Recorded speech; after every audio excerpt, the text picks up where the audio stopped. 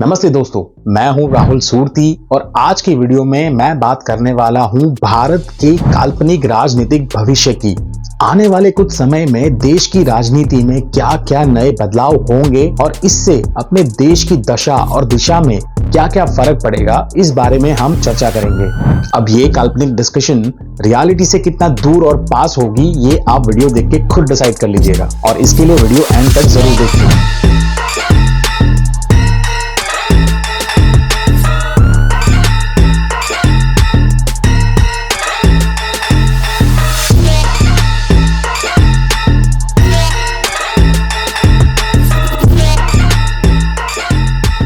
तो समय के पहिए को थोड़ा आगे घुमाते हैं और चलते हैं साल 2029 में। 2029 के असेंबली इलेक्शंस में अब कुछ ही महीने बचे हैं और सारी पॉलिटिकल पार्टीज इलेक्शंस की तैयारियों में लग चुकी है। साल 2024 में 356 सीट्स जीतने के बाद बीजेपी कॉन्फिडेंट है कि 2029 में भी वो भारी मेजोरिटी से जीत जाएंगे और इस बार उन्होंने अपना टारगेट रखा है कम से कम 400 सीट्स। इन बीते 5 सालों में भारत में बहुत बड़े बड़े बदलाव हुए हैं। भारत अब $5 ट्रिलियन इकोनॉमी बन चुका है। भारत के अमीर अब और भी ज्यादा अमीर हो रहे हैं तो वो खुश हैं, और दूसरी तरफ बिना कुछ किए सब कुछ ऑलमोस्ट फ्री में ही पाने वाला भारत का गरीब और भी ज्यादा खुश है। अपनी लाइफ की ऑलमोस्ट आधी कमाई सरकार को टैक्स देने वाला हर कोई नौकरी पेशा इंसान ये सोच के खुश है कि देश को वही चला रहा है, मजबूरी में ही सही।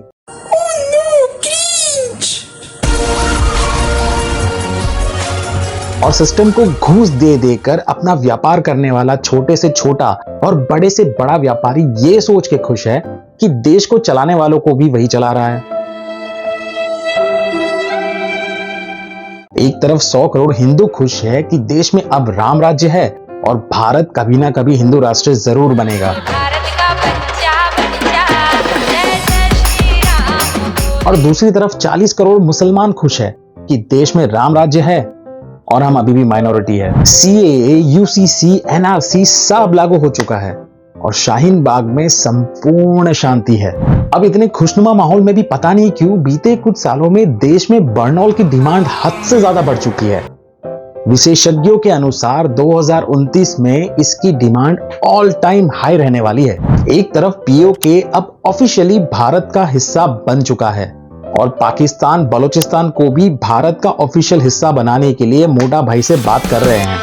जान दे देंगे इसके लिए, क्या बात कर रहे हो आप? दूसरी तरफ अक्साई चीन को भारत का हिस्सा बनाने के लिए खुद शी जिनपिंग पिछले 2 सालों में 2 बार भारत आकर मोदी जी और जयशंकर जी से बात कर चुके हैं और शी जिनपिंग ने वादा किया है कि इलेक्शन से पहले ही वो ये एग्रीमेंट साइन कर लेंगे। बंद करो, हाथ जोड़ के मैं मोदी साहब से गुजारिश करता हूँ। एग्जैक्टली, मोदी जी भी यही बोल रहे हैं। बस हुआ, आई क्विट। मैं अब PM पोस्ट से रिजाइन कर रहा हूं। मैं नहीं मानता।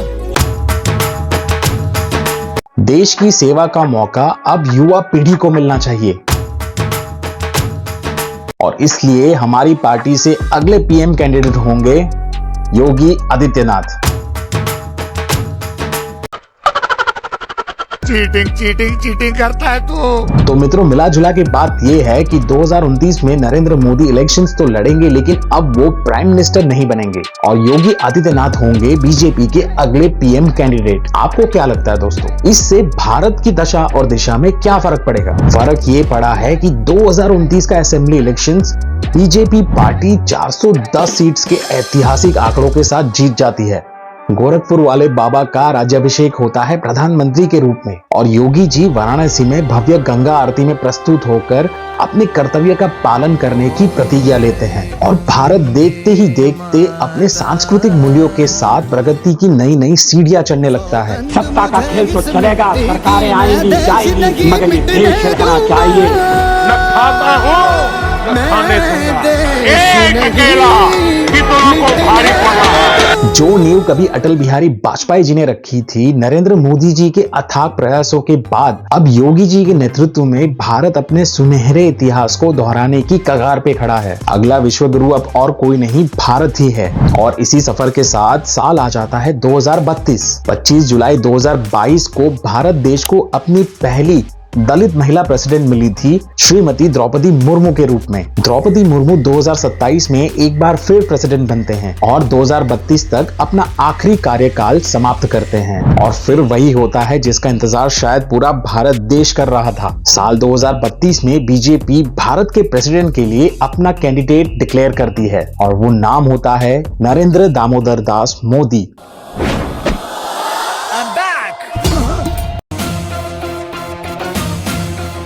देखिए दोस्तों, इंसान हो या देश, कमियां सब में होती है, लेकिन अगर कमियों के बावजूद आज अगर पूरा विश्व भारत और नरेंद्र मोदी के बारे में अच्छी बातें कर रहा है, पॉजिटिव बातें कर रहा है, मतलब बीते कुछ सालों में देश और मोदी जी दोनों ने ही कुछ तो अच्छा अचीव जरूर किया है। काफी लोग मोदी जी को मार्केटिंग गुरु कहते हैं। विरोधियों के हिसाब से मोदी जी और बीजेपी पार्टी अपनी मार्केटिंग स्ट्रेटेजीज की वजह से ही इलेक्शंस जीत पाती है। अरे तो भाई साहब, जब प्रोडक्ट में कुछ दम होगा तभी तो जनता उसमें भरोसा दिखाएगी और आपके लिए वोट करेगी। अब तुम्हारे प्रोडक्ट में दम होगा तो जनता तुम्हें भी सपोर्ट करेगी, पर पहले ऐसा प्रोडक्ट तो लेके आओ। ऐसी मशीन लगाऊंगा, इस साइड से आलू घुसेगा, उस साइड से सोना निकलेगा।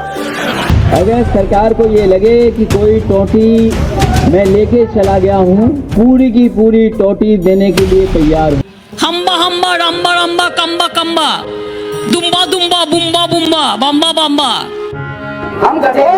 अगर ये सिंपल से लॉजिक को आप ठुकराते हो, मतलब आप अपने वोटर्स को ही मूर्ख समझते हो और इसी चिढ़ में आपने वोटर्स को एक नया नाम भी दे दिया, अंधभक्त। ऑपोजिशन बार बार मोदी गवर्नमेंट पर धार्मिक तुष्टीकरण का इल्जाम लगाती रही है। अभी कुछ तुच्छे नेता तो हर पार्टी में होते हैं जिनकी राजनीति सिर्फ धर्म के नाम पे चलती है। नेता तो नेता, अपने देश में तो पूरी की पूरी पार्टी ही धर्म के नाम से चलती है और जहां तक मुझे पता है उससे किसी को कोई आपत्ति भी नहीं है। तो जब कोई एक इंसान बिना किसी भेदभाव के भारत और भारतीयों के लिए दिन रात काम कर रहा है, लगा हुआ है और साथ ही में अपने धर्म का भी उतना ही सम्मान कर रहा है, तो ये कौन से कॉन्स्टिट्यूशन का अपमान हो गया। मेरी ऑपोजिशन पार्टी से बस एक ही रिक्वेस्ट है कि अगर आप सरकार नहीं बना पा रहे हो और ऑपोजिशन में हो, तब भी आपको देश की जनता ने ही चुन के भेजा है पार्लियामेंट में, तो आप वहां जाके देश का काम करिए ना। देश का काम तमाम करने में क्यों लगे पड़े हैं। तो टॉपिक पर वापस आते हैं और सोचते हैं कि वो ऐसे कौन से 3 काम हो सकते हैं जो नरेंद्र मोदी प्रेसिडेंट बनने के बाद भारत के लिए करना चाहेंगे। सबसे पहला काम,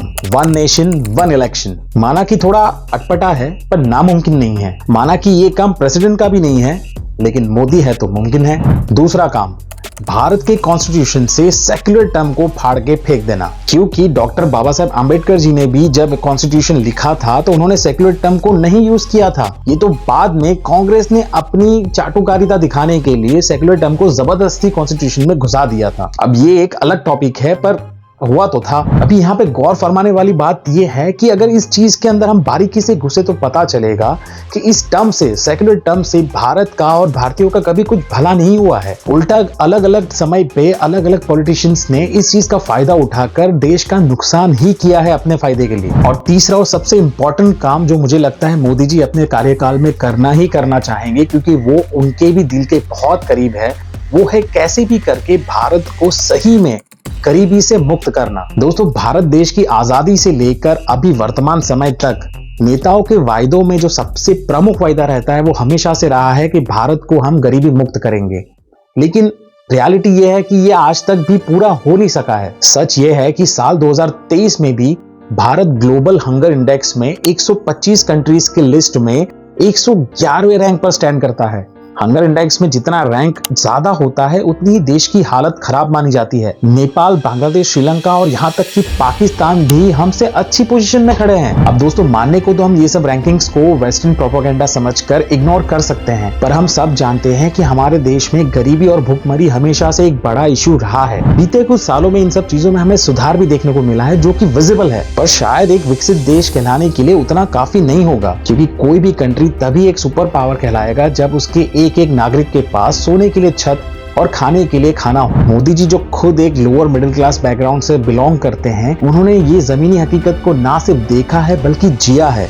उनको तकलीफ समझ में आती है। शायद यही वजह है कि बीते कुछ सालों में मोदी जी ने गरीबों की प्रॉब्लम्स को सॉल्व करने के लिए बहुत सारी योजनाएं निकाली है और उसका इम्पैक्ट भी धीरे धीरे देखने को मिल रहा है। और यही एक बड़ा रीजन है कि नरेंद्र मोदी जैसे नेता आम जनता के बीच में मास लेवल पर कनेक्ट कर पाते हैं। दोस्तों, मोदी जी की लीडरशिप में अब देश बदल रहा है। अब हम अपने दुश्मनों को ना सिर्फ रोकते हैं बल्कि जरूरत पड़ने पर घर जाकर ठोकते भी हैं। वसुधैव कुटुंबकम ये भारत की सांस्कृतिक धरोहर रही है, जिसका जीता जागता एग्जाम्पल हमने कोरोना पैंडेमिक के टाइम पे देखा, जब भारत देश ने अपने नागरिकों को सुरक्षित किया और जरूरतमंद देशों को भी खुले दिल से उनकी मदद की। इंसान अपने कामों से ही बड़ा होता है और यही सब कारणों की वजह से आज मोदी जी ग्लोबल लीडर बन के उभरे हैं। दोस्तों, लीडरशिप की बात हो और हम सुभाष चंद्र बोस के बारे में बात ना करें तो बहुत ही गलत होगा। भारत देश को आजादी दिलाने में नेताजी का कितना बड़ा हाथ था, उसके बारे में मैंने एक डिटेल वीडियो बनाया है, आप डिस्क्रिप्शन में जाके लिंक जरूर क्लिक करना। तो दोस्तों, ये था मेरा आज का वीडियो पसंद आई होगी तो लाइक जरूर करें, इस नए चैनल को सब्सक्राइब करके अपना प्यार जरूर दे। मैं जा रहा हूं बर्नौल का स्टॉक लेने, पैसा कमाऊंगा। वैसा है कैसा नहीं कोई ऐसा